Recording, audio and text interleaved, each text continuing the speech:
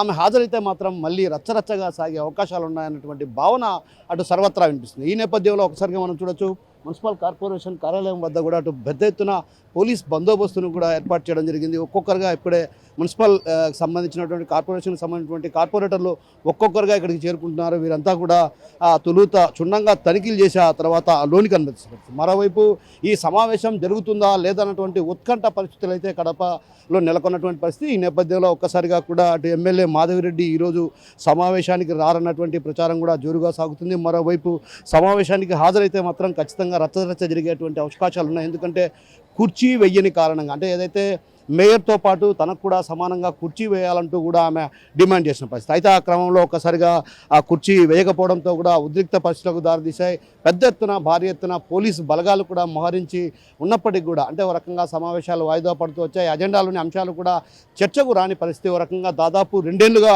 ఏదైతే కార్పొరేషన్కు సంబంధించినటువంటి